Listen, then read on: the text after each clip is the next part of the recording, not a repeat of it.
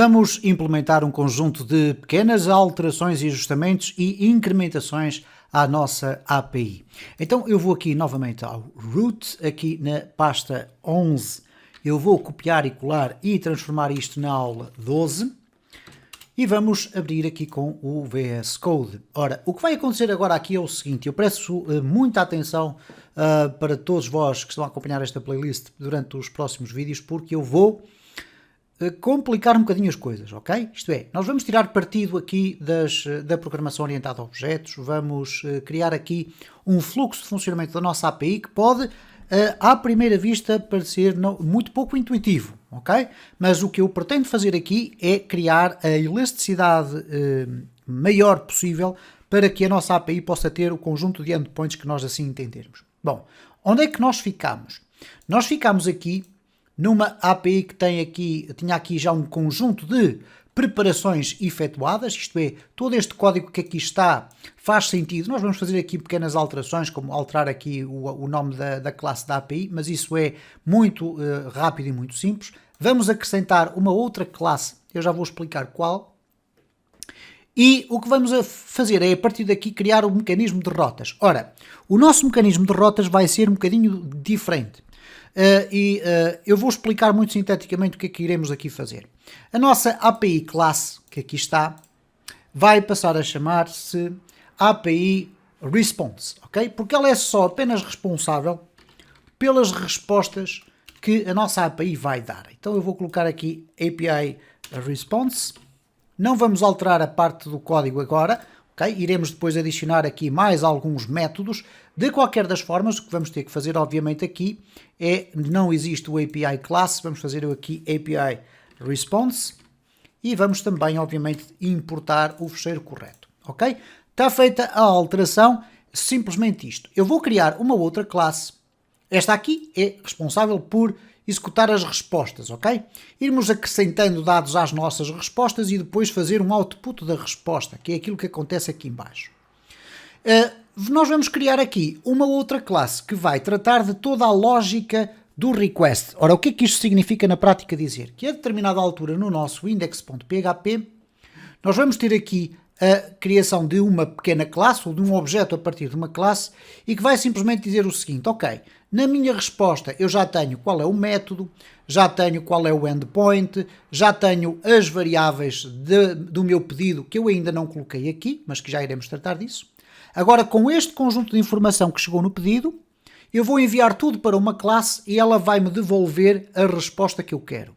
E vocês vão ver que há aqui um conjunto de implementações que podem ser um bocadinho confusas, mas vamos tentar ser o mais explícitos possível.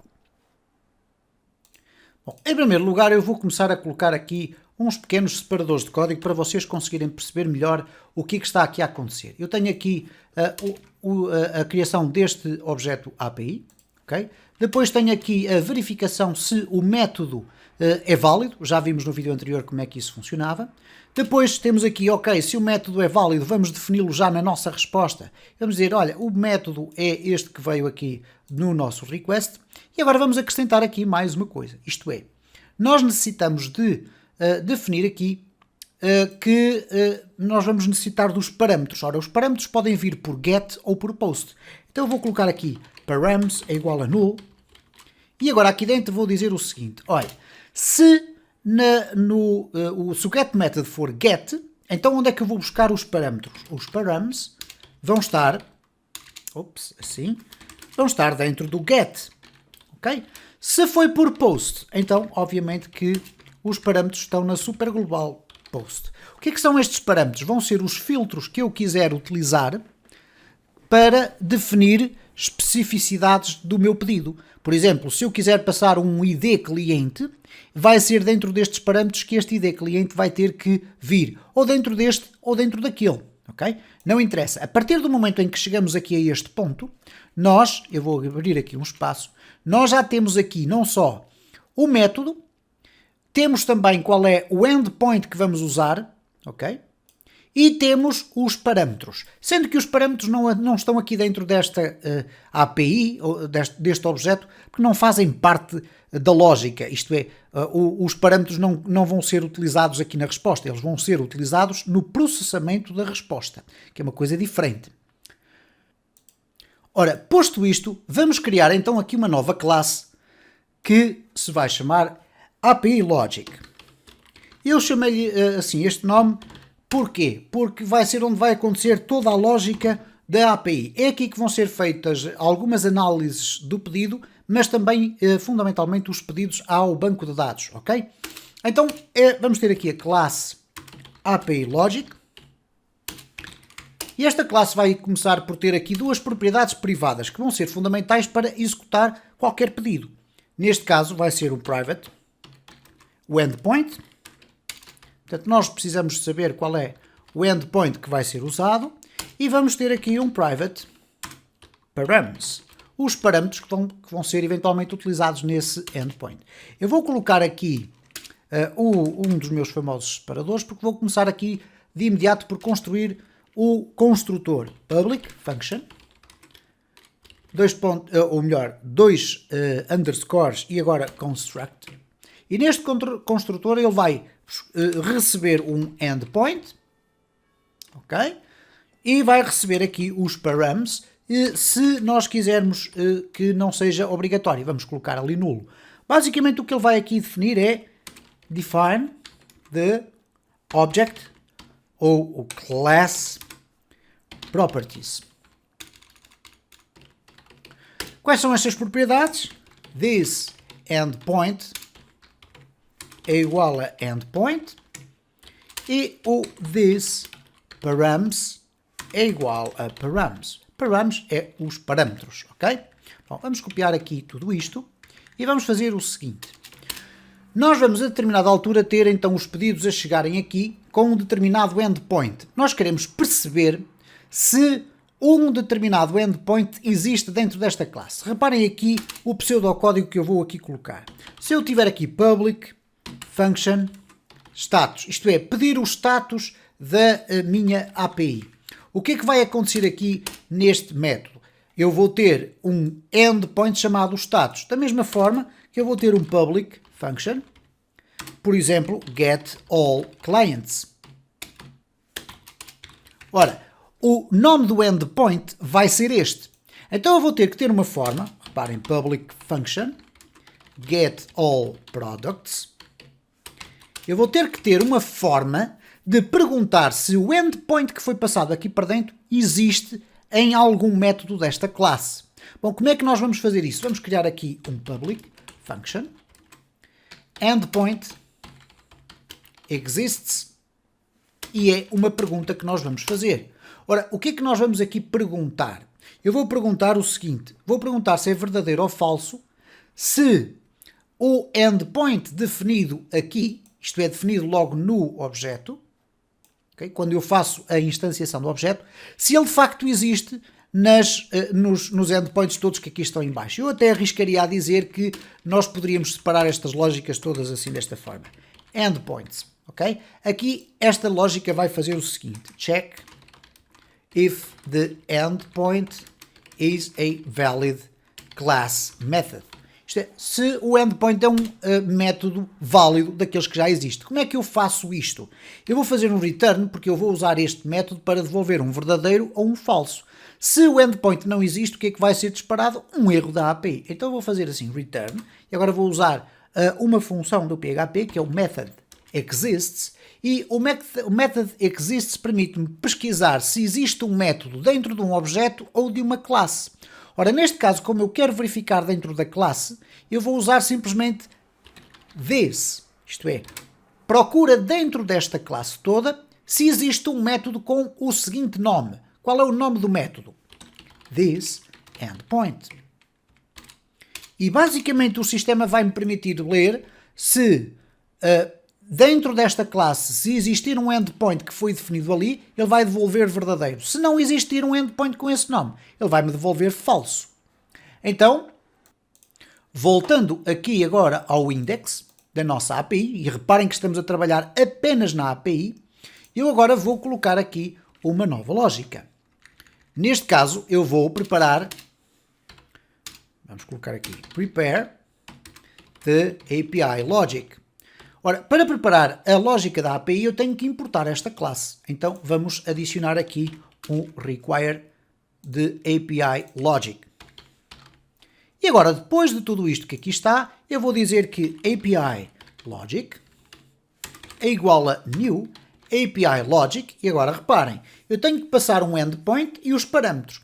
Onde é que eu tenho o endpoint? O endpoint está aqui, algures, num método que está aqui, getMethod, ok?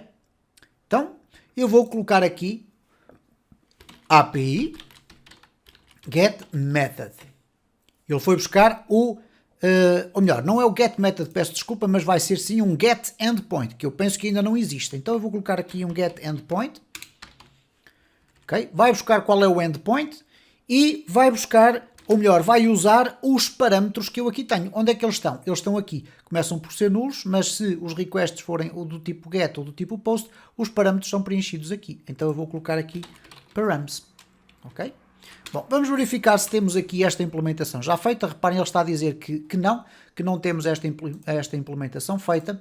O que eu vou agora fazer então é copiar isto que aqui está. Vou abrir aqui o API Response e agora vamos fazer aqui um getMethod. Ora, para ir buscar o método, nós temos aqui, ou melhor, para irmos buscar o endpoint, nós temos aqui o setEndpoint. Okay? Eu vou colocar aqui o getEndpoint.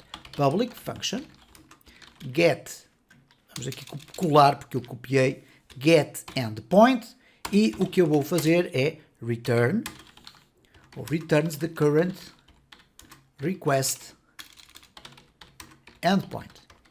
Ok? Aquilo que eu defini aqui, eu vou agora devolver aqui. Então, vou colocar assim, return this data, porque toda esta informação está a ser guardada dentro da coleção de dados da resposta. Okay? Porque ele foi aqui, reparem, ele diz aqui, vai definir dentro do data endpoint é igual ao endpoint, então eu vou buscar agora o data endpoint. Okay? Vamos aqui copiar assim desta forma e vamos colar aqui. Voltando então aqui, eu vou aqui guardar, vamos aqui fechar, vamos regressar aqui ao nosso index, e no nosso index o que vai acontecer então agora é o seguinte. Já temos aqui o getEndpoint a devolver o endpoint que foi utilizado no request. Agora vamos aqui colocar uma outra lógica, que é perguntar então se o endpoint existe. Então ele vai verificar, check if endpoint exists. Ok? Ora, então neste caso eu vou fazer o seguinte. Se não existe o API Logic, e agora vou colocar aqui endpoint exists, isto é, eu estou a perguntar, olha, na lógica da API, o endpoint que nós lá deixamos ficar, porque ele foi passado aqui no construtor, isto eu indiquei qual era o endpoint que vamos usar e quais são os parâmetros. E agora estou a perguntar, olha, verifica se o endpoint que eu te passei faz parte da estrutura dos teus métodos, ok? Então eu estou a perguntar, if não existe o endpoint que eu passei, então nós vamos criar aqui o envio de um erro. Para isso, nós já temos aqui no API Response, ok? Que é, nós poderíamos ter chamado aqui API Response, era um bocadinho mais justo, ok? Vamos colocar aqui então desta forma, Response, ok? Agora vamos ter que alterar aqui também, vamos aqui, vamos alterar aqui, portanto é apenas um refactoring, vamos ter que alterar aqui, e agora vamos ter que alterar aqui. Portanto, o API Response vai ser igual a API Request Error, ok? Vai enviar um erro na nossa API chamado Inexistent Endpoint. E vamos dizer, inclusive, qual é o endpoint que não existe e que falhou esta requisição. Como é que vamos lá? API Response Get Endpoint. Okay? Certo? Portanto, neste momento nós já conseguimos ir buscar as informações neste caso, à nossa lógica da API, no sentido de verificar se o endpoint que nós estamos a pedir existe ou não. Eu vou avançar rapidamente e depois iremos nos vídeos futuros responder a um conjunto de outras implementações que eu agora vou aqui fazer, mas basicamente o que eu vou fazer agora é fazer finalmente o request, ok? Request to the API logic. Isto é, finalmente, depois de todas as verificações, eu vou fazer o request final. Como é que eu vou fazer o request? Eu vou querer receber uma resposta de qualquer um dos métodos que existem dentro da minha API. Então, result é igual a API logic. E agora o que é que eu quero? Eu quero que ele execute o método que está dentro do request. Como é que eu vou fazer isso? Bom, neste caso, ou melhor, qual é o endpoint? E o endpoint está associado a um método, basicamente. Isto é, eu vou ter aqui métodos, por exemplo, o status, e eu quero que ele execute aquele método. Ora, para isso, nós vamos colocar aqui desta forma. API response get endpoint. E o que eu basicamente estou a dizer é o seguinte, vai buscar o nome do endpoint, coloca-o aqui dentro e agora executa o método que eu estou aqui a pedir. Isto é o mesmo que fazer mais ou menos isto. Result é igual a API, neste caso logic, e depois status. Ok? Reparem que isto que aqui está corresponde a esta parte final. Esta parte do nome do método que eu quero executar daqui, ela faz parte aqui dentro desta estrutura que eu aqui coloquei. Isto é, vai buscar o nome todo e encaixa-o aqui. Portanto, aqui estaríamos obviamente a pedir o status. Mas como nós não sabemos qual é o nome do endpoint que queremos executar, desta forma que aqui está, ele vai ficar dinâmico. O endpoint, se passar por todas as validações que aqui estão, isto é, se ele verificar que existe e não há qualquer erro, ele vai chegar aqui e vai poder executar qualquer código. Para isso, o que é que eu tenho que fazer? Simplesmente ir adicionando os métodos que eu quiser aqui por baixo. Desde que o endpoint venha com este nome ou com aquele nome, etc., o sistema vai conseguir executá-lo sempre apenas com esta linha. Ok? E finalmente, o que é que nós vamos aqui fazer? Temporariamente, eu vou colocar aqui uma adição de dados ao data. Então eu vou colocar aqui API response, vou adicionar add, vamos colocar aqui eventualmente um add result, ok? Ou add to data, vamos colocar assim, add to data, adicionar ao data o quê? Uma chave e um determinado resultado. Eu vou colocar aqui data e o result. Bom, o que é que vai acontecer aqui? E eu chamo a atenção, este vídeo está a ser longo para nós fecharmos esta parte, ele está a ser complexo, vocês eventualmente só irão perceber a partir dos próximos desenvolvimentos, mas depois podem sempre voltar a este vídeo e rever como é que eu fiz estas implementações e perceber a lógica que estava por trás de tudo isto. O que eu vou agora fazer aqui é o seguinte, eu no API response, eu não tenho o método addToData. Então vamos aqui ao API response, e vamos adicionar aqui o addToData. Então eu vou colocar aqui um public function, addToData, vai receber uma chave e um valor, e agora vou puxar aqui, obviamente, o meu famoso separador, e agora vou colocar aqui add new key to data.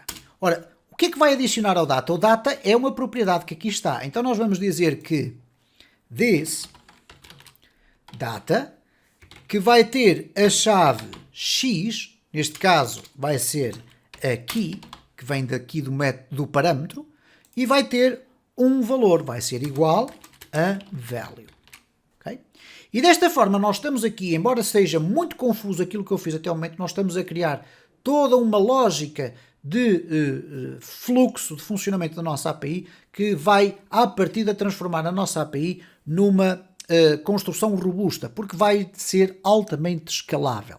No próximo vídeo vamos dar continuidade ao desenvolvimento de todas estas lógicas e eu volto a chamar novamente a atenção para isto. Este vídeo foi bastante confuso, mas fará todo o sentido daqui para a frente.